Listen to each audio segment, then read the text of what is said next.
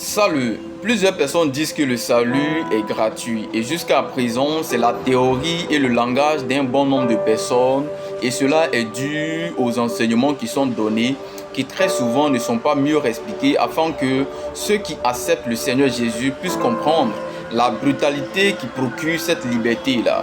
Et malheureusement, c'est ce qui pousse plusieurs chrétiens à pécher ou d'autres même à préméditer de pécher. Voici ce qui se passe. Aujourd'hui est lundi. L'individu ou le chrétien peut préméditer de pécher le mercredi et puis le dimanche aller se faire pardonner parce que pour eux Dieu est miséricordieux et que nous vivons encore dans la chair, donc la chair est faible et plusieurs autres arguments qui soutiennent cela. Cela traduit la faible compréhension dans les prêches qui ne donnent pas exactement l'image de ce qui se passe lors d'un sacrifice qui aboutit à une nouvelle alliance. Mais attendez les gars, rien n'est gratuit, le salut n'est pas gratuit. Parce que quelqu'un l'a dû payer au prix de sa propre vie et de son sang à notre place. Le salut n'a jamais été gratuit et ne sera jamais gratuit. Il n'y a pas de pardon sans effusion de sang. Qu'est-ce que ça veut dire? Ça veut dire qu'il n'y a pas de pardon tant que le sang n'est pas versé. Et cela est écrit dans Hébreux le chapitre 9, le verset 22. Vous pouvez le lire et vous allez comprendre. Je vous relate un peu comment les choses se passaient par le passé. Quand une personne avait péché, elle envoyait un animal selon ses moyens. D'abord, l'animal devait être sans tache, sans défaut. Et la personne qui offrait le sacrifice devrait s'identifier à l'animal. Enfin, cette personne devrait maintenant mettre à mort l'animal. Et les sacrifices qui étaient offerts avec foi procuraient le pardon des péchés, mais de manière temporaire en fait.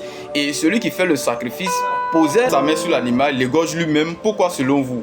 Pour que celui-ci puisse sentir, n'est-ce pas, l'agressivité ou les grimaces de l'animal qui se fait égorger à sa place. C'était comme si toi-même tu pouvais sentir la douleur que subissait cet animal. Et pour ceux qui ont déjà égorgé un saint poulet lors des fêtes de fin d'année, vous savez comment est-ce que ces poulets-là tremblent. Imaginez-vous un taureau et vous vous imaginez à la place de l'animal. Parce que l'animal meurt à votre place et ne revient plus à la vie. Pour que vous, au contraire, vous soyez épargnés d'une mort. Mais comme ce n'était pas eux-mêmes qui mouraient à la place de l'animal, ils continuaient à commettre des péchés, puis acheter des animaux qu'ils étaient victimes, ils les tuaient pour encore le pardon de leurs péchés. Il y avait donc une grande hypocrisie derrière.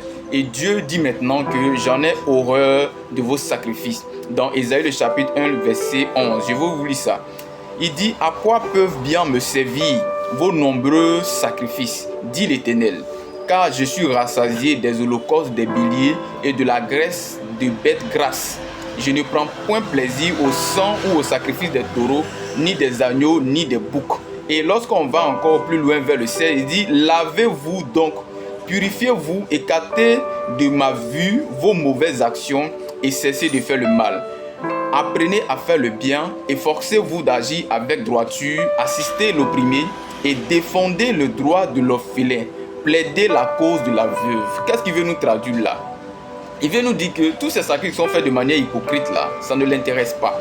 Et donc nous devons faire quoi? Manifester de l'amour à nos prochains. Voilà pourquoi lorsqu'on lui a demandé mais quel est le plus grand commandement, il a dit vous allez aimer Dieu de tous vos cœurs, de tous vos âmes. Et le second commandement qui est semblable à celui-ci, c'est tu aimeras qui? Ton prochain comme toi-même. Alors comment être lavé du péché si Dieu ne prend plus plaisir aux holocaustes? La réponse se trouve dans ce que Jean-Baptiste a dit lorsqu'il a vu Jésus passer. Il a dit à ses disciples, voici l'agneau de Dieu qui ôte comment le péché du monde. Il a identifié Jésus à un animal sans péché. Et à partir du verset 7 à 10, il dit quoi? Jésus-Christ qui est le Fils de Dieu nous purifie de tout péché. Le Fils de Dieu, de même qu'il n'a rien fait comme un animal sans péché, sans tache dans l'ancienne alliance, a dû aussi passer par le sacrifice, un sacrifice très terrible à notre place, une seule fois pour toujours. Et le châtiment qui nous condamnait est tombé sur lui.